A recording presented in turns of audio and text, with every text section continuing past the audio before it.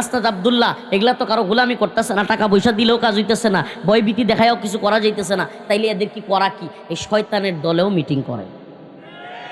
আল্লাহ রাসূল সাল্লাল্লাহু আলাইহি ওয়াসাল্লামকে মক্কায় থামিয়ে দেওয়ার জন্য দারুন নাদওয়ায় মিটিং হলো। একজন বলল যে মুহাম্মদ রে আও ইসবিতুক আও ইয়াকতুলুক আও ইখরিজুক, যে মুহাম্মদ রে প্রথমে একজন মত দিল যে এর বন্দি করে লাই, অ্যারেস্ট করি, কি করি? সুবহানাল্লাহ, মিলাইতে পারতেছেন? কোরআনের আয়াত সূরাতুল আনফাল আয়াত নাম্বার 30 মিলতেছে না? প্রথমে কি কয়? যারা বন্দি করে লাই এদেরকে অ্যারেস্ট করো, এদের প্রত্যেকটাকে গ্রেফতার করো। যখন এই সিদ্ধান্ত হাসিনা এবং র নিল, তখন কতরি সামসা আছে না, সাফরি নেতা, সাফরি আওয়ামী লীগের অনেকটি সাফরি, জি আপা ভালো বলছেন আপা, ঠিক আছে আপা। মানে এই তেলবাজি আর চামচামি করতে করতে কিন্তু এদের আপার এই পর্যায়ে নিছে। সাফরি নেতা করে মিটিং করছে, আপা ঠিক আছে আপা, শেষ করে দেন, এই হুজুররা বেশি বুঝে আপা, আপা আপনি ঠিক করছেন আপা, মাইরা ফেলেন আপা। হ্যাঁ, সব কইরা এখন আপাও বাগছে, নিজেরাও বাগছে। ওই যে কাকু একটা কইছিল না, পালাবো না, কই এখন কই পালাইছে? তার বাপ দাদা 14 গোষ্ঠী পালাইছে। হাসিনা কইছিল আমি শেখের বেটি, আমি পালাই না, পালাইছে কি না? সুবহানাল্লাহ, সমস্ত ক্ষমতার মালিক কি? বলেন না কে? আল্লাহ হইল ক্ষমতার মালিক। জুলুম যেই করুক এই দল আর ওই দল না, ভারতের গোলামি যেই করুক এই দল আর ওই দল না, আল্লাহ সবগুলোরে পাকড়াও করবে। আওয়ামী লীগ, বিএনপি, জামাত, চরমোনাই, হেফাজত, এনসিপি, যে কোনো দল ভারতের গোলামি করবে, বাংলার জমিনে তাদের আস্তানা থাকবে না, তাদের পরিণতি আওয়ামী লীগের মতো হবে। আমরা সব সহ্য করব, ভারতের গোলামি সহ্য করব না। এই ভারত বাংলাদেশকে গোলামির জিঞ্জিরে আবদ্ধ করতে চায়।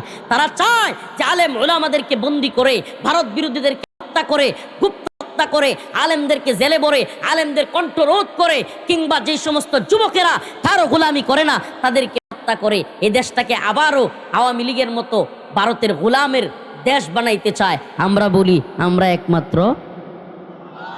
একমাত্র কার গোলাম? আল্লাহর গোলাম। وَإِذْ يَمْكُرُ بِكَ الَّذِينَ كَفَرُوا لِيُثْبِتُوكَ أَوْ يَقْتُلُوكَ أَوْ يُخْرِجُوكَ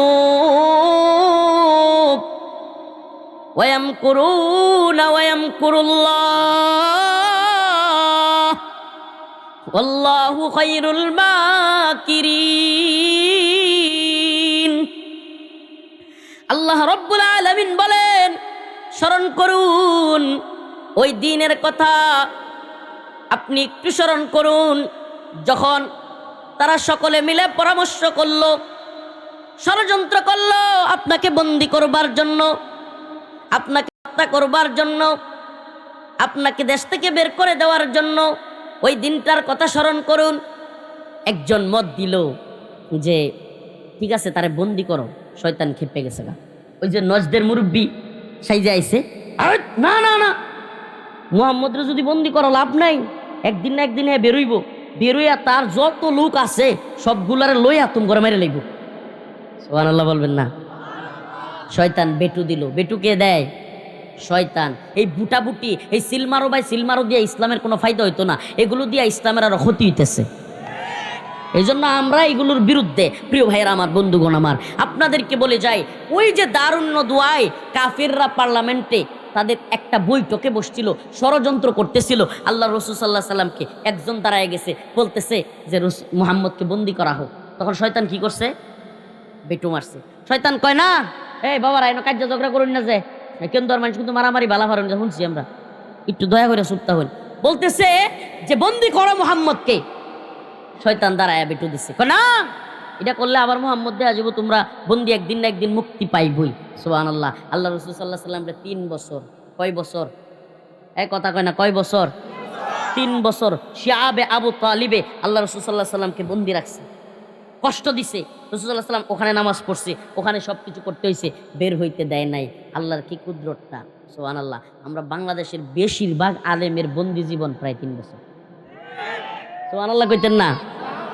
21 সালে ভিতরে গেছি, প্রায় বেশিরভাগ আলেম 24 সালের শুরুর দিকে বের হইছে। কয় বছর? 21, 22, 23, কয় বছর? সুবহানাল্লাহ বলবেন না?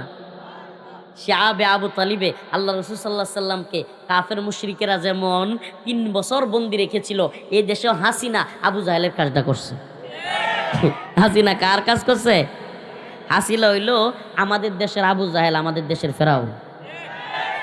এ আবু জাহেল, এই ফেরাউন, হ্যাঁ লেডি ফেরাউন, মানে বেডি ফেরাউন আর কি, লেডি ফেরাউন, এই লেডি ফেরাউন আলেম ওলামাদেরকে এইভাবে রিমান্ডে নিয়া নির্যাতন কইরা কষ্ট দিয়া এত খারাপ কিছু কইরা, এত কিছু কইরাও শখ মিটে নাই, এখনো ক্ষমতার জন্য। আবার ক্ষমতা থাকতে কি কইতো বাংলাদেশে, আমি ক্ষমতা চাই না কইতো কি কইতো না, কত বড় শয়তান, কয় আমি ক্ষমতা চাই না।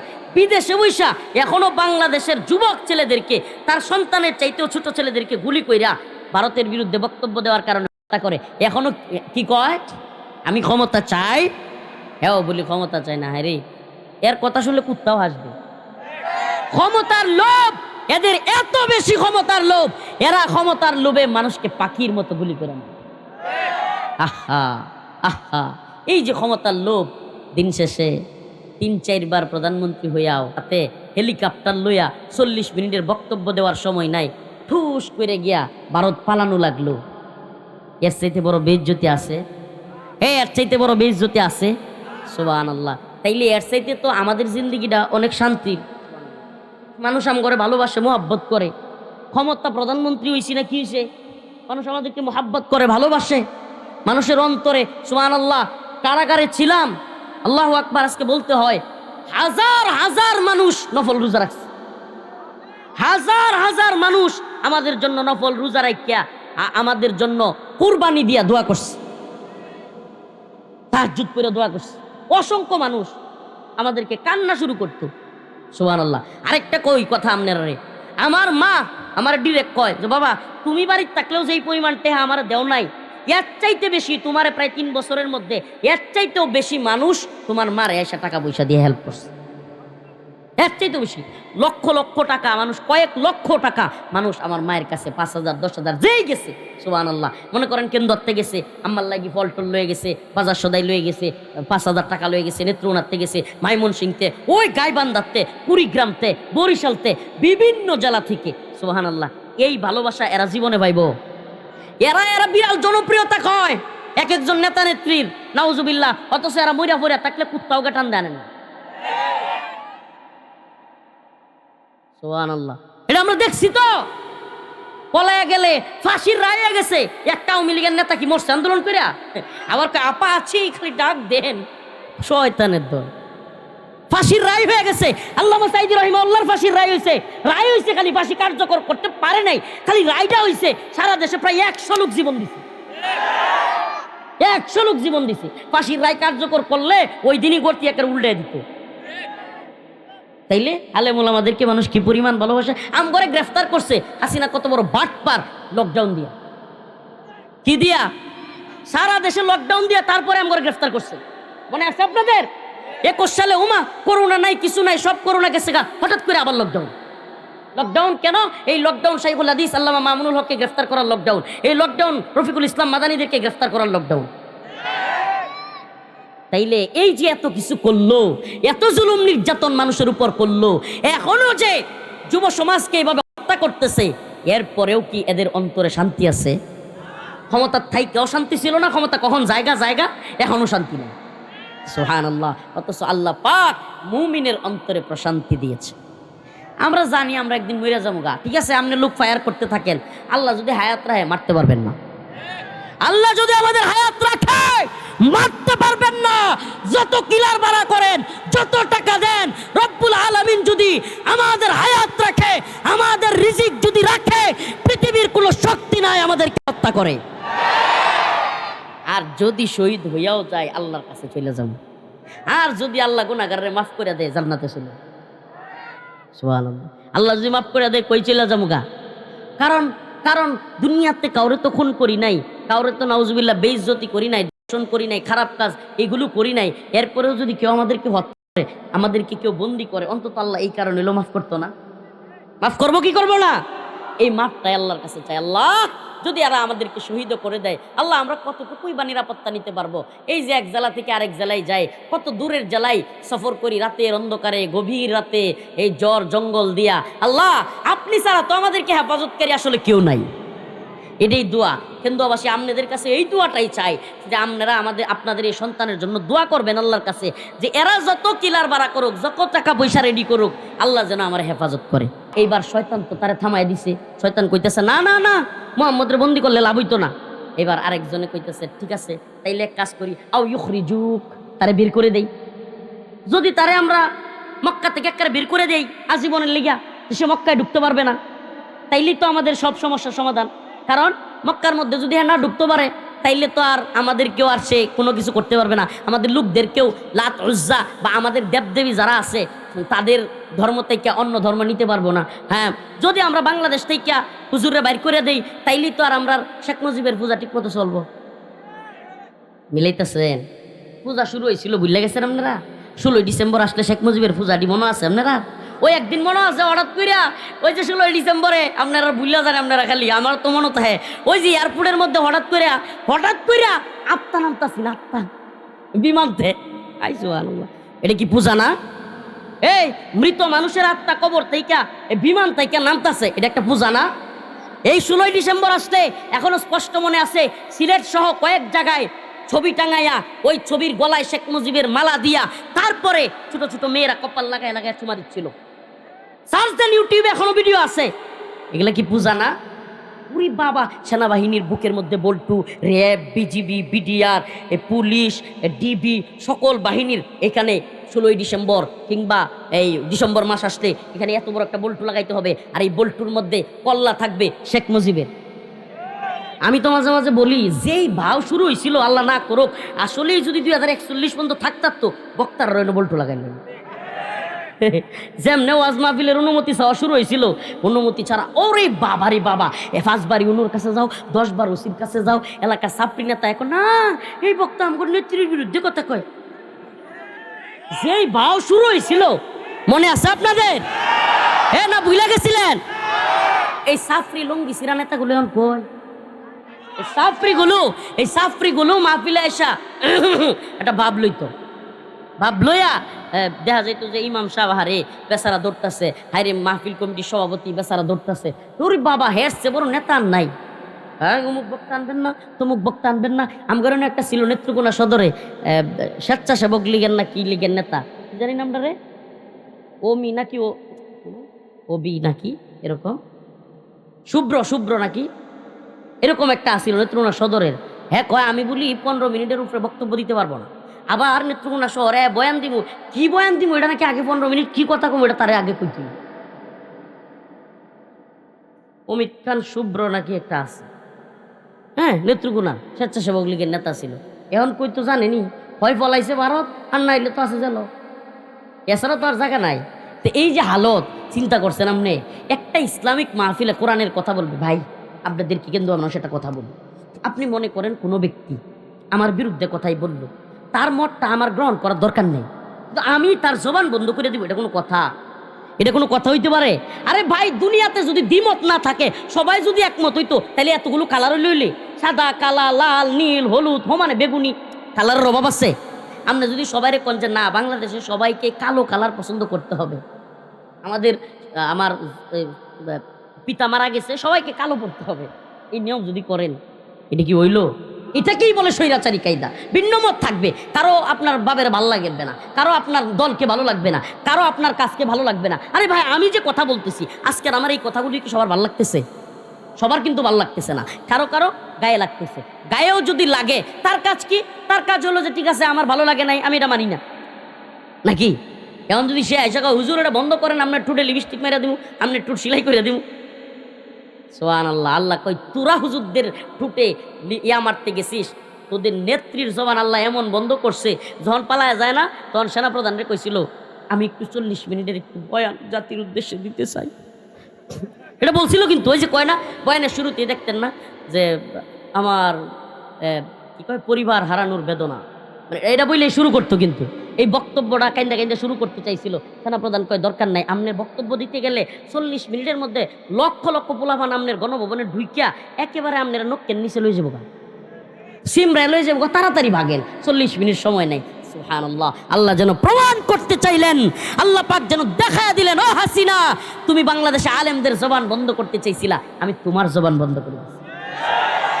এরপরে ভারতে গেছে, এইবার ভারতে গিয়া একটা দ্বীপ বসাইছে, এখন সে বাংলাদেশের জাতির উদ্দেশ্যে ভাষণ দিব ভারতে বই থেকে। কিছুদিন আগে মনে আছে বাংলাদেশের পোলাপান কয় ঠিক আছে তুমি যেহেতু ভারতে বসে এখনো বক্তব্য দিতেই চাও, তাইলে তোমার বাপের বাড়ি ভেঙ্গে গেল। 32 নম্বর ভাইঙ্গা ঘুরাই দিছে একেবারে। একবার বক্তব্য দিতে গেছে হেলিকপ্টার দিয়ে বাকছে, আরেকবার বক্তব্য দিতে গেছে বাপের বাড়ি শেষ। আমরা যখন কারাগারে ছিলাম অনেকে আমাদেরকে কইতো, হুজুর হাসিনা বাচ্চা থাকতে আর বাইরে হওয়া লাগবে না, দুষ্টামি করতো। আল্লাহ ভাই করছে না করে নাই? করছে না করে নাই? আজকে আমরা আছি হাসিনা না। সুবহানাল্লাহ বলবেন না? আল্লাহ তাআলার সুবহানাল্লাহ ওমাকারাল্লাহ। এই যে আয়াতে কারিমার মধ্যে আল্লাহ পাক শেষ অংশ বলতেছেন, ওয়া ইয ইয়ামকুরু বিকাল্লাযীনা কাফারু লিইউসবিতুকা আও ইয়াকতুলুকা আও ইউখরিজুক। হে নবী আপনি স্মরণ করেন, আপনাকে যখন তারা বুদ্ধি করেছিল বন্দি করবে, একজন বেটু দিয়েছিল না বন্দি করা যাবে না, তারপরে বুদ্ধি দিল যে আপনাকে দেশ থেকে বের করে দিবে, তখনও শয়তান বলল না না, দেশ থেকে যদি বের করো, যেই দেশে যাবে ওই দেশ থেকে লোক নিয়ে আইসা তোমাদেরকে আক্রমণ করে মেরে ফেলবে। তারপরে তারা বুদ্ধি করলো আও ইয়াকতুলুক, তাকে হত্যা করো। কি করো? হে নবী আপনি স্মরণ করেন, যখন আপনাকে তারা বুদ্ধি করলো হত্যা করবে, আল্লাহ পাক বলেন ওয়ায়ামকুরুনা ওয়ায়ামকুরুল্লাহ। এরা যতই ষড়যন্ত্র করুক, চক্রান্ত করুক, এরা তো ষড়যন্ত্র করতে পারে, কিন্তু আল্লাহু খায়রুল মাকিরিন। আল্লাহ বলেন আমি হইলাম সবচেয়ে বড় পরিকল্পনাকারী। সুবহানাল্লাহ কইবেন না? আমি প্রথমেই দুই একটা কথা না বলেই না, আজকে যেই প্রোগ্রাম আমি দিয়েছি, আমার আসলে আজকে এখানে প্রোগ্রাম ছিল না। আমার আজকে প্রোগ্রাম হলো মোহনগঞ্জ।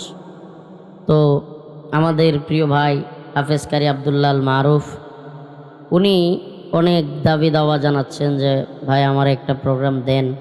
হ্যাঁ, আমার একজন আত্মীয়, খুব কাছের মানুষ, ওনার আত্মীয়। তো সেই সুবাদে আজকের এই প্রোগ্রাম দেয়া। আসলে মাগরিবের পরে আমরা আলোচনা করলে দেখা যায় অনেক ক্ষেত্রে পরিচিত আলোচক না থাকলে প্রোগ্রাম পরবর্তীতে আর থাকে না। তো এই ক্ষেত্রে অনেকের হয় যে হুজুর আসলো এইভাবে চলে গেল মাহফিলটা। আসলে একটা বিষয় কি জানেন, মাহফিলগুলো আমরা যেগুলো করি বাংলাদেশে, এগুলার আমাদের উদ্দেশ্যটা আসলে বাস্তবতার নিরিখে একটু চিন্তা করতে হবে। আসলে আমরা কি রাত্র 2টা পর্যন্ত মাহফিল চালাইলেই সফলতা? মানে এই জিনিসটা আমাদের দেশে বা আমাদের আঞ্চলিকভাবে ঢুকছে। মাহফিল মনে হয় 2টা পর্যন্ত থাকলে তোরা মাহফিল কয়টা পর্যন্ত আসিন রে, 2টা পর্যন্ত ওইসে একটা মাহফিল। আর যদি কয় যে 10টার পরে কী সভা হলে 10টার সময় শেষ করে ফেলছ, মানে এই যে একটা বাজে মানে দৃষ্টিভঙ্গি। আমি আমার কথাই বলি, আমার মাহফিলে কেউ গেছেন কিনা জানি না, পূর্বধলায় দুর্গাপুরে আমি আমার প্রতিষ্ঠিত মাদ্রাসা আছে, ওখানে একটা মাদ্রাসা আমার নিজের করা, আরেকটা মাদ্রাসার আমি পরিচালনা করতাম। তা আমি জয় বছর সভা করছি। শেখুল হাদিস আল্লামা মামুনুল হক সাহেব হুজুর আসছে, আল্লামা জুনাইদ বাবুনগরী দামাত বরকাতুহুম আসছে, মাওলানা জুনাইদ আল হাবিব সাহেব হুজুর আসছে, মুফতি সাখাওয়াত হোসেন রাজি সাহেব আসছে, মানে অনেক আলোচক বৃন্দকে আনছি যারা গেছেন হয়তো কেন্দুয়া থেকেও। আমার কোনো প্রোগ্রাম রাত 8টা-9টার পরে যায় নাই। আমার মাহফিলগুলো একবার 8টা-9টায় শেষ, এশার নামাজ পড়ে আখির মোনাজাত। এমনও হয়েছে গত বছর যে প্রোগ্রাম করছি আমি বাদ মাগরিব, মানে মাগরিবের আগেই আখিরি মোনাজাত শেষ। আসলে আমাদের এই কালচার থেকে বের হওয়া দরকার। কেন জানেন? কারণ দেখেন, আমি আবার আমার আজকে মাগরিবের পরে আসছি বইলেই আপনারা এই চিন্তা করিয়েন না, সিরিয়াসলি বলছি, আমি এই সিস্টেমের বিরুদ্ধে। আমি জেলখানা থেকে নিয়ত করে বেরিয়েছিলাম যে আমাকে কেউ 9টার পরে রাত্রে বয়ান দিলে আমি ওই মাহফিলে যাব না। কিন্তু বাংলাদেশের কালচার এটা সহজ না, কঠিন, বিশাল কঠিন, অসম্ভব। কিন্তু বাস্তবতা হলো, আপনি একদিন চিন্তা করেন তো, আমাদের সমাজে এখন যেই পরিমাণে মাহফিল হয়, আশপাশে অনেক সময় অসুস্থ রোগী থাকে না, অনেক সময় বাচ্চারা পরীক্ষার্থী থাকে না, অনেক অসুস্থ মানুষ থাকে, পরীক্ষার্থী থাকে, কিংবা অনেকে আছে যে আজকের প্রোগ্রামে আমি গেছি না, মাথা ব্যথা করতেছে, একটু ঘুমাই, মানে অনেক। কিন্তু এখন আবার যারা ইসলামপন্থী আছে, মাহফিলপন্থী, তারা আবার আমার উপর বিরক্ত হবে। আমি বলতেছি যে ভাই আপনি শুনেন, থানা লেভেলে একটা বড় প্রোগ্রাম যেটার মধ্যে ওই রকম মানসম্মত বক্তা আছে, তারা 2টা-3টা পর্যন্ত করতে পারে, মানুষ শুনবে। কিন্তু গ্রামগঞ্জে প্রত্যেক মাহফিল 2টা-3টা পর্যন্ত নিতে হবে, আমার মনে হয় এটা থেকে বের হওয়ার আমাদের সময় আসছে। কেন? কারণ ওই যে 2টা-3টায় মাহফিলটা ছাড়া হয়, আল্লাহ মাফ করুক, এই প্রোগ্রামের 5000 শ্রোতা থাকলে 4900 মানুষ ফজরের নামাজ পড়েন। খবর লয়ে দেখেন, এটার কারণ কি?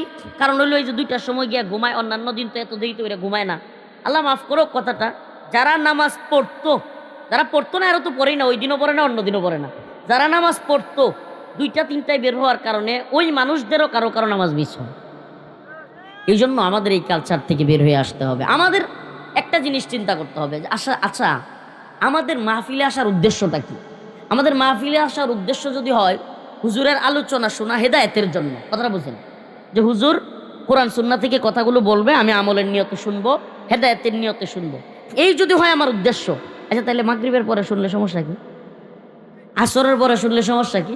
হুজুর আসরের পরে তো মানুষ কাম করে, তাহলে কামটাই যদি বড় হয় তাহলে এই মাহফিল করার দরকার নেই তো। আশ্চর্য কথা, একটা বছরে একটা এলাকায় আপনাদের এই যে মাহফিলটা হইতেছে, এটা কি আগামীকালকে আবার হইব? তাইলে একটা এলাকার মানুষ যদি একদিন তার কাজ থেকে বিরত হইয়া কোরআন হাদিসের কথা শুনতে না পারে, এই জন্য আপনি রাত্রে 12টায় করুন লাগে, তাইলে বুঝতে হবে আমরা দিনের গুরুত্বই কম দিচ্ছি, দিনই বিষয়টার গুরুত্বই কম দিচ্ছি। আসলে প্রবলেমটা কি? আল্লাহ আমাদেরকে মাফ করুক, ক্ষমা করুক। আমাদের মাহফিলগুলোর যেই মানে বাস্তবতা, আমি মানে অন্ত সত্য কথা কইতে গেলে অনেকেই মন বেজার করবেন, আমি মাহফিল কেন্দ্রিক ব্যস্ততা থেকে নিজের দূর সরাই দিছিলাম, মাহফিল কেন্দ্রিক ব্যস্ততা থেকে নিজের দূরে সরাই দিছিলাম। মাহফিল করব কি করব না এটা নিয়েই এক ধরনের দ্বিধাদ্বন্দ্বের মধ্যে ছিলাম। যেমন মনে করেন গত বছর মাহফিল করছি 250, এই বছর মাহফিল করতাম না 100। না মাহফিল কিন্তু আছে, কিন্তু মাহফিল মনে হয় 100-র ভিতরে। গত বছর করছি প্রায় 250। তো আস্তে আস্তে আমার নিয়ত আছে যে 50টা 40টা এইভাবে একবারে জেলা শহরগুলোতে প্রোগ্রাম করার, অল্প কিছু প্রোগ্রাম, এটা আমার খেয়াল। এখন হইলো মানুষ পিরাপিরি করে ধরে, কিন্তু আমার বিনীত অনুরোধ থাকবে, কেন্দুয়া যেহেতু আমার নিজের এলাকায়, আমি পূর্বদলার ছেলে, আপনারা কেন্দুয়া বাড়ি একই জেলা, সেই সুবাদে যে আমাদের মাথায় এইটা সেট আপ করি যে আমরা ইনশাল্লাহ দিনের জন্য, আল্লাহর জন্য কথা শুনবো, ওলামায়ে কেরামের জবান থেকে কথা শুনবো। কোনো ভাইরালিজম, সেলিব্রিটিজম, এই তথা নাউজুবিল্লাহ। আরে ভাই, এই দেশে খারাপ জগতে অনেক লোক অনেক ভাইরাল আছে, সব যদি শুধু ভাইরালের জন্য হয়, নাউজুবিল্লাহ, খুলুসিয়ত কই থাকলো, দিনদারি কই থাকলো? একজন যদি ভাইরালিজমের কারণেই, যেমন আমি বলি আমি এখন অসুস্থ, আমার পায়ে সমস্যা, পায়ে প্রচুর ব্যথা পাইছি, কিছুদিন আগে হয়তো অনলাইনেও দেখছেন, আমি ডাক্তারকে বলে রাখছি আমি নেত্রকোনায় 8টার আগে গিয়ে ডাক্তার দেখাইতে হবে আমাকে। তো তার মধ্যেও আমি এখানে আপনাদেরকে একটু সময় দিচ্ছি, আপনাদের প্রতি বিনীত অনুরোধ থাকবে, আমি আমার মূল আলোচনায় ঢুকবার আগে আপনাদের প্রতি একেবারে বিনীত অনুরোধ থাকবে, যতক্ষণ ওনারা প্রোগ্রামটা চালায়, যে কোনো আলোচক থাকুক, আঞ্চলিক বক্তাও হইতে পারে, আপনারা চেষ্টা করবেন যেন শেষ পর্যন্ত থাকতে পারে, মাহফিলটা ভাঙ্গা দিবেন না, দিবেন না তো ইনশাআল্লাহ?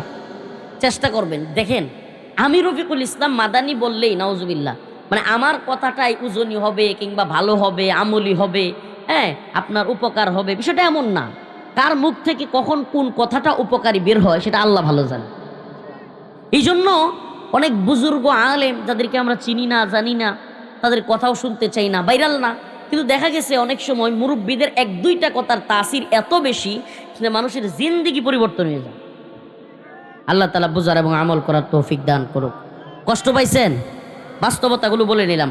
আল্লাহ পাক সূরা আনফালের 30 নম্বর আয়াত তিলাওয়াত করেছি, وَإِذْ يَمْكُرُ بِكَ الَّذِينَ كَفَرُوا لِيُثْبِتُوكَ أَوْ يَقْتُلُوكَ أَوْ يُخْرِجُوكَ وَيَمْكُرُونَ وَيَمْكُرُ اللَّهُ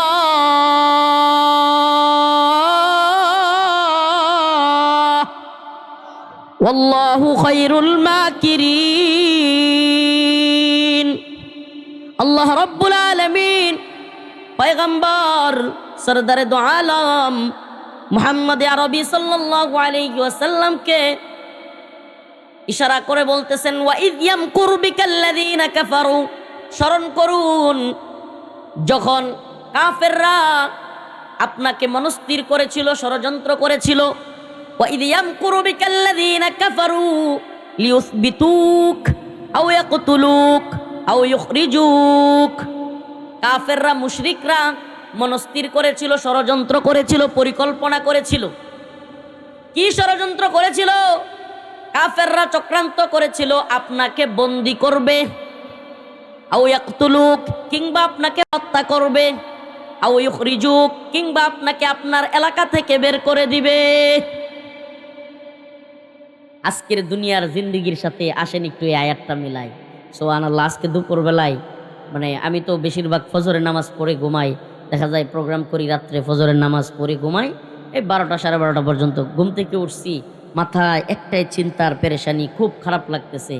মনে মনে চিন্তা করতেছি সুবহানাল্লাহ, এই যে একটা যুবক ছেলে আমাদের উসমান হাদি ভাই, এই মানুষটারে এইভাবে গুলি কইরা মাইরা ফেললো শুধু রাজনৈতিক ভিন্নতার কারণে, শুধুমাত্র মানে ভারত বিরোধী বক্তব্য দেয় কিংবা আওয়ামী লীগের সমালোচনা করে। যুবক মানুষ, একটা বাচ্চা সন্তান আছে, এই লোকটারে এইভাবে গুলি করে মাইরা ফেললো। চিন্তা করি মনে মনে সুবহানাল্লাহ, এরা যেই খারাপ হইছে ক্ষমতার লোভে, ক্ষমতার দাম্ভিকতায়, এরা যেই পরিমাণ খুনি হইছে যে এখন ক্ষমতা থেকে পালাইয়া গিয়াও নিজেদের লোক দিয়া যারা তাদের বিরুদ্ধে কথা বলে তাদেরকে গুলি কইরা মাইরা ফেলে। মনে মনে চিন্তা করতেছি আমারও একটা সন্তান, যে এরা যেই খারাপ, যে আমার নিকটাত্মীয় কিংবা কাছের যেগুলো আছে, আমার তো মনে হয় আম্মারে বললাম কালকে রাত্রে, আম্মা খুব কাছের যেগুলো আওয়ামী লীগ আছে না, আমার মনে হয় এগুলোও যদি আমাদেরকে মাইরা ফেলে মানুষ, এরা খুশি হয়ে যাবে। মানে এদের জঘন্য চরিত্র, খুনি মানসিকতা, এদের রাজনীতিটাই খুন খারাপির এত নিম্ন পর্যায়ে নামছে যে যখন দেশে ক্ষমতায় ছিল তখন আলেমুল আমাদের নির্যাতন করছে, রিমান্ডে নিছে, ছাত্রদেরকে হত্যা করছে, হেলিকপ্টার থেকে গুলি করছে, আলেমদেরকে জেলখানায় নিয়ে মারছে, ফাঁসি দিছে, রিমান্ডে নিছে, যত ধরনের ভয়ঙ্কর আয়না ঘরে নিছে, নির্যাতন করছে। এখন ক্ষমতায় নাই, তবুও ভারতে বৈশা থাইকা বারাটে কিলার বাড়া কইরা বাংলাদেশে তাদের বিরুদ্ধে যারা কথা কয় এদেরকে গোপনে গুলি করে হত্যা করতেছে। চিন্তা করতেছি যে আজকে যেই পরিণতি, এরপরেও আপনি দেখবেন যে এদের মধ্যে এদের জনসমর্থন যারা, মানে নাউজুবিল্লাহ এদের সমর্থক যারা, এরপরেও দেখবেন এদের মধ্যে অনুশোচনা নাই।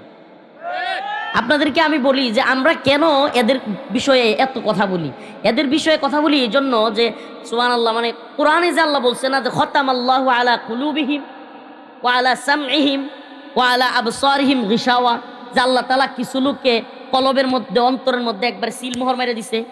সিলমোহর বুঝেন? এই যে বিভিন্ন জেলা থেকে, মনে করেন আপনি একটা জিনিস অর্ডার করলেন ঢাকায়, পরে নেত্রকোনায় আসে না, এটি কি কয় জানি, কুরিয়ার সার্ভিস।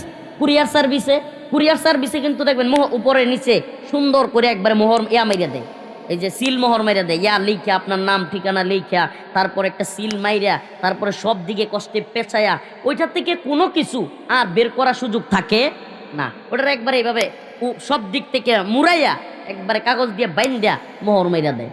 এই আওয়ামী লীগের লোকদেরকে আল্লাহ মাফ করুক, দেখলে আমার মাঝে মাঝে মনে হয় এদেরকে মনে হয় আল্লাহ সিল মোহর মেরে দিচ্ছে। আল্লাহ নিজে কোরআনে বলতেছে যে ওয়া আলা সামঈহিম, এদের মনে হয় কানেও সিলমোহর মারছে, এরা সত্য দেখবে না, এরা সত্য শুনবে না। ওয়া আলা আবসারিহিম গিশাওয়া, চোখের সামনে এদের পর্দা পড়ে গেছে। খুব কাছের নিকটাত্মীয়দেরকে দেখে বলতেছি, এদের পর্দার লেভেল এত বেশি যে এরা সব কিছুকে জায়েজ মনে করে। নাউজুবিল্লাহ, খুন খারাপি, আইনাগর, আলেমদের উপর নির্যাতন, এদের কোনো অনুশোচনা নাই। আল্লাহ এদেরকে হেদায়েত দান করুক, জোরে বলে না আমিন। তবুও আমরা হেদায়েতের দোয়া করি, কি কর, তবুও আমরা কিসের দোয়া করি? হেদায়েতের দোয়া করি। দেখেন আল্লাহ মাফ করুক, আল্লাহ পাক কোরআনে আয়াতের মধ্যে সূরাতুল আনফাল 30 নম্বর আয়াতে বলতেছে, রাসূল আপনি স্মরণ করেন ওই দিনের কথা। কোন দিনের কথা? হাদিসের মধ্যে আসছে মক্কার কাফের মুশরিকেরা দারুন নদওয়াই, পার্লামেন্ট, আমরা বাংলাদেশে যেমন পার্লামেন্ট আছে, সংসদ ভবন আছে, আমি একটু দ্রুত কথা বলতেছি, সময় খুবই সংক্ষিপ্ত, নামাজের টাইমে কোনোভাবেই কথা চলবে না, কেউ রিকোয়েস্ট করুক, এতে আমার কোনো কিছু যায় আসে না। আল্লাহ পাক আমারে ক্ষমা করুক, আপনাদেরকেও ক্ষমা করুক, কেউ মনে কিছু নেবেন না। আমি 7টার মধ্যে চেষ্টা করবো আলোচনা শেষ করে দিতে, বেশি সময় দেওয়ার সুযোগ নাই। তো বলতেছিলাম যে এই লোক দারুন নদওয়ার পার্লামেন্টে বসে মিটিং করলো যে মুহাম্মদের কল্লা কে ফেলতে পারবে। নাউজুবিল্লাহ, 3টা জিনিস, আও ইখরিজুকা আও ইয়াকতুলুক ওয়া ইয়ামকুরুনা ওয়া ইয়ামকুরুল্লাহ, যে বলতেছে যে ষড়যন্ত্র চলছে, চক্রান্ত চলছে। আপনি স্মরণ করেন ওই দিনের কথা। কোন দিনের কথা? যে আপনি ওই দিনের কথা স্মরণ করেন যেই দিন আপনার বিরুদ্ধে চক্রান্ত চলছিল। হাদিসের মধ্যে আসছে, আমরা যারা শয়তান কই না, শয়তান এই মুরব্বীর বেশে আইসা এই মিটিংয়ের মধ্যে বইছে। আবু জাহেল, উতবা, সাইবা, আরও যতটি আছে, এটিও তো শয়তান। এই মানুষ শয়তানের লগে এই যে জিন শয়তান যেটা ইবলিস, সেও আয়া বইছে মিটিংয়ের মধ্যে, দারুন নদওয়ার পার্লামেন্ট বৈশা কথা হইতেছে যে আচ্ছা মুহাম্মদের কাছে যেইভাবে মানুষ যাওয়া শুরু করছে সাল্লাল্লাহু আলাইহি সাল্লাম, যেইভাবে মানুষ ঝুঁকতেছে, মানুষ মুসলমান হইতেছে, তার দলবল বড় হইতেছে, তারে জাদুঘর বললাম, তারে পাগল বললাম, তারে মজনুন বললাম, তারে এত কিছু বললাম, কিন্তু মানুষ তার দিকে যাইতেছে, মানুষ খালি মুসলমান হয়ে যাইতেছে। কি করা যায় এটা নিয়ে কাফের মুশরিকরা মিটিং করতেছে। গতকালকে দেখলাম ইসি মানে নির্বাচন কমিশনার, সে বলতেছে যে বাংলাদেশে 2 মাস নির্বাচনের আগ পর্যন্ত মাহফিল করলে তাদের অনুমতি নেওয়া লাগবে। চিন্তা করছেন? মানে হাসিনা ভর করছে মনে হইতেছে এর উপরে। মানে বাংলাদেশও মাহফিল করলে এই হ্যাঁদের অনুমতি নেওয়া লাগবে। আমি বলি শুনেন, এদেশের তাওহীদবাদী প্রজন্মরে জাগায়েন না, পরে নির্বাচন করলে আমরার অনুমতি লাগবে। যদি আমাদেরকে মনে করেন যে এদেশের ইসলামপন্থীদেরকে আপনারা যেমনে বলবেন এমনে স্বৈরাচারী কায়দায় জালিমের কায়দায় আপনারা আবারও তাওহীদপন্থী ইসলামপন্থী, এই মাহফিলও কবে কোন দিন খুন খারাপি হয়েছে? কবে কোন মাহফিলও খুন খারাপি হয়? মাহফিলও কি দলাদলি হইয়া খুন খারাপি হইয়া রামদলীয় দৌড়দৌড়ি হয়? মানুষ একটু কথা শুনে আয়ে, কেউ দিনের কথা বলে, আলেমরা কেউ নামাজের কথা বলে, কেউ হজের কথা বলে, কেউ রোজার কথা বলে, কেউ জিহাদের কথা বলে, কেউ মানুষকে সামাজিক বিষয়গুলো বুঝায়, তাই তো? বুঝের মধ্যে মিল পড়তেও পারে, নাও পড়তে পারে। সবাই সব কিছু মানতেই ভবিষ্যৎটা এমন না, সবার সব কিছু ভালো লাগবে বিষয়টা এমনও না। কিন্তু তাই বইলা ওই স্বৈরাচারী কায়দায় হাসিনা কায়দায় যে মাহফিলের অনুমতি দেওয়া হবে না, এই সিস্টেমের মধ্যে যদি বাংলাদেশকে ঢুকাইতে চান, তাইলে যদি কারো মধ্যে হাসিনা বর করে, তাইলে আমাদের মধ্যেও জুলাই বর করবো। তো জুলাই আমরা হাসিনারা যা করছি আমনে করেও তাই করবো। হে চিন্তা করিয়েন না। আমাদের সুবহানাল্লাহ, আমি একটা কথা বলি দেখেন, আল্লাহ রাসূল সাল্লাল্লাহু আলাইহি সাল্লামকে থামানোর যে বুদ্ধি পরিকল্পনা, এক শয়তানে বুদ্ধি দিচ্ছে। মানে উনিও কিন্তু যে দারুন নদওয়ার পার্লামেন্ট, ওই পার্লামেন্টের মধ্যে আবু জাহেলও আছে, উতবা সাইবা কাফেররাও আছে, আবার সবচেয়ে বড় শয়তান হেও আইছে। এখন হুট করে একজন লোক যদি বাহির থেকে গুরুত্বপূর্ণ মিটিংয়ে বয়ে পড়ে, তাইলে সবাই জিগাইতো না আমনে কেডা? যখন কইছে যে আমনে কেডা, হ্যাঁ তো মুরব্বীর ভেসে বইছে, আমি নজদ এলাকা থেকে আসছি। আরবের একটা এলাকার নাম ছিল নজদি, নজদ, নজ থেকে আসছি। কয় যে আপনি নজ থেকে আইছেন? হ্যাঁ আমি নজদের মুরব্বী। কয় যে কি লেগে আইছেন? কয় তোমাদের যে গুরুত্বপূর্ণ মিটিং আজকের, ওইটাতে আমি পরামর্শ দিতে আইছি। আসলে হ্যাঁ কি শয়তান, হ্যাঁ কি শয়তান। এখন এক লোকে প্রথমেই পরামর্শ, সবাই মিটিংয়ে একজনে বলতেছে যে ঠিক আছে তাইলে মত দাও যে কি করা যায়, মুহাম্মদরে কেমনে থামানো যায়, মত দাও। যে এই উসমান হাদি তো কেউ কথা শুনে না, উসমান হাদি আওয়ামী লীগেরও বদনাম কয়, সময় সময় বিএনপির বিরুদ্ধে কয়, জামাতের বিরুদ্ধে কয়, এনসিপির বিরুদ্ধে কয়, যে ভারতের পক্ষে যায় এর বিরুদ্ধেই কয়। উসমান হাদি তো কারো কথা শুনে না, উসমান হাদিরে কেমনে থামানো? রফিকুল ইসলাম মাদানি এরা তো কারো কথা শুনে না, কারো গোলামি করে না। আল্লাহ কেমন পরিকল্পনাকারী! যেই আগস্ট শোকের মাস, 5 আগস্ট এই আগস্ট মাস আসলেই হাই রে শোক আর দুঃখ। বাংলাদেশের সব জায়গায় টিভিতে কালো ব্যাজ, কালো পতাকা, সব জায়গায় হারে কি একটা কাদো বাঙালি কাদো, কাদো বাঙালি কাদো। রাস্তার মোড়ে মোড়ে দেখতেন না, কাদো বাঙালি কাদো। এখন আগস্ট আসতে লিখে দেওয়া দরকার, বড় বড় বিলবোর্ড লাগায়, হাসো বাঙালি হাসো, কাদো বাঙালি কাদো লেখা থাকতো না? কাদো বাঙালি কাদো। যদি রাত পোহালেই শোনা যেত বঙ্গবল্টু মরে নাই, ছিল কি ছিল না? যদি রাত আমি এটা এমন শুনতে শুনতে হুবহু কণ্ঠে কইতাম, হুবহু কণ্ঠে, মানে এত এটা অনিচ্ছা সত্ত্বে শোনা লাগে, অনিচ্ছা সত্ত্বে শোনা লাগে না? মানে রাস্তা দিয়ে যাইতেছেন, যেদিকে যাইতেছেন খালি এই গান চলতেই আছে। আবার কণ্ঠটা না। তো ভাইরা আমার, বলতেছিলাম যে এই যে কাদো বাঙালি কাদো, সুবহানাল্লাহ, মানুষ কাঁদছে না হাসছে? এই মুরব্বীদেরকে জিজ্ঞেস করবেন, এই আওয়ামী লীগ 17 বছরে এই বাজে ইতিহাস সব জায়গায় বলতে বলতে বাজে ইতিহাস বলছে, মানুষকে বুঝাইছে শেখ মুজিব এই ছিল সেই ছিল। এই ইতিহাস শুনতে শুনতে একসময় আমরাও আজকে ইউটিউবারদেরকে বলি এই কথাটা রেকর্ড করবেন, আমরাও এক সময় এদের কথায় বায়াস্ট হয়ে গেছিলাম। আমি নিজে, আপনারা বিশ্বাস করবেন কিনা, আমি নিজে এদের কথায় বায়াস্ট হইয়া, এদের বক্তব্যে বিভ্রান্ত হইয়া, আমি নিজে এক সময় শেখ মুজিবের বিরাট হিরো মনে করতাম। আমি নিজে টুঙ্গিপাড়া গিয়া কান্দা গুচ্ছা দোয়াও করছি, ওই সময় বুঝতাম না, দোয়াও করছি। ইতিহাস, আরে শেখ মুজিবুর রহমান যেদিন মারা গেছে 15 আগস্ট, মুরব্বীদেরকে জিজ্ঞেস করবেন, বাংলাদেশে মিষ্টি বিতরণ হয়েছে, মিষ্টি। মানুষ বলছে যে নমরুদের হাত থেকে দেশ মুক্তি পাইছে। আপনি জিজ্ঞেস করেন, সারা দেশের মানুষ মিষ্টি বিতরণ করছে। শেখ হাসিনা যেদিন গেছে এদিন কি হয়েছে? সুবহানাল্লাহ বলবেন না? সুবহানাল্লাহ বলবেন না? হ্যাঁ, এই ইতিহাসগুলো জানতে হবে। হ্যাঁ, শেখ মুজিব ৭১-এর আগে দেশের জন্য অনেক কিছু করছে, বক্তব্য দিয়েছে, জেল জুলুম খেটেছে, এটা মিথ্যা নয়, মিথ্যা কথা নয়। কিন্তু ৭১-এর আগে শেখ মুজিব এবং ৭১-এর পরে শেখ মুজিব পুরা উল্টা। ৭১-এর পরে ৪ বছর দেখবেন আওয়ামী লীগ কখনোই মুজিবের ইতিহাস বললে ৭১-এর পরের ৪ বছরের ইতিহাস কয় না। কি কয় না? ৭১-এর পরের ৪ বছরের ইতিহাস জিজ্ঞেস করেন যে ভাই ৭১-এর পরের ৪ বছর শেখ মুজিব কি করছিল? এই দেশের মধ্যে লুটপাট, দুর্নীতি, অনিয়ম করতে করতে তার লোকেরা শেষ পর্যন্ত হ্যাঁ নিজে কইছিল যে কিরে এত কম্বল, সবার বাগে কম্বল জুটলো, আমার কম্বল কই? মানে তার কম্বলটা সহ চুরি করছিল সুরের দল। তো সুরের দেশ এমন পর্যায়ে নিছিল, দেশে যখন দুর্ভিক্ষ, কি বৃক্ষ, হাজার হাজার মানুষ দুর্ভিক্ষে মরে গেছিল। ৭৪-এর দুর্ভিক্ষে মুরব্বীদের কাছে জিজ্ঞেস করেন, ৭৪-এর দুর্ভিক্ষে বাংলাদেশে বিশাল এক মানুষ মারা গেছিল, আর তার পুলার বিয়ে করাইছিল স্বর্ণের মুকুট দিয়া। কি দিয়া? ইতিহাসে ইতিহাসগুলো কেউ বলে না, কেউ বলে না। এই ইতিহাসগুলো জাতিকে জানতেও দেয় না। আরে চেতনার কথা বলে, সময় তো লম্বা হয়ে যাচ্ছে, এরা চেতনার বক্তব্য দেয় না, চেতনার গালে আঘাত করবেন, জিজ্ঞেস করবেন যে কিরে বেটা, পাকিস্তানিদেরকে তোমরা দেখতে পারো না, রাজাকার বলো, পাকিস্তানপন্থীদের কাউরে তোমরা ভালো পাও না। তাইলে ৭১-এর পরে যেই ভুট্টু আমাদের বাংলাদেশের মানুষের উপর জুলুম করলো, সেই ভুট্টুকে শেখ হাসিনার বাপ মানে তোমাদের জাতির পিতা এই ভুট্টুরে লাল গালিচা সংবর্ধনা দিয়া ডাকা কেন আনলো? প্রশ্ন করেন আওয়ামী লীগকে, চোখের সামনে প্রশ্ন করবেন, জিজ্ঞেস করবেন, এই বেটা পাকিস্তানিদেরকে খারাপ বলো, যেই পাকিস্তানের ভুট্টু মুসলমানদের উপর বাংলাদেশে নির্যাতন করলো, জুলুম করলো, গুলি করলো, মানুষ মারলো, এই ভুট্টুরে ৭১-এর পরে লাল গালিচা সংবাদ দিয়া না দিয়া শেখ মুজিব কেমনে আনলো? প্রশ্ন করেন। তোরা তো আরো বড় রাজাকার, তোর বাপ ছিল আরো বড় রাজাকার। রাজাকার বলো, ইতিহাস চাই না নিবা, ইতিহাস চাই না তারপরে কথা বলবা। আমরা শেখ মুজিবের প্রশংসা করি ৭১-এর আগের মুজিব, কিন্তু ৭১-এর পরের মুজিব পুরা একটা কালপিট। বাকশাল কায়েম করছে, সব দল বন্ধ, সব মত বন্ধ, পত্রিকা বন্ধ, তার বন্ধ না, খালি তার গীত গাইতে হবে। মেয়েটার দিকে বুঝেন না, মাইয়াটার দিকে বুঝেন না কোন গাড়ির মাল এটা, সেইটা দিকে বুঝেন। বাস্তবতা হইলো যে এইটার গড়তাইকে যেটা হইছে এটাও তো একই রকম হইব।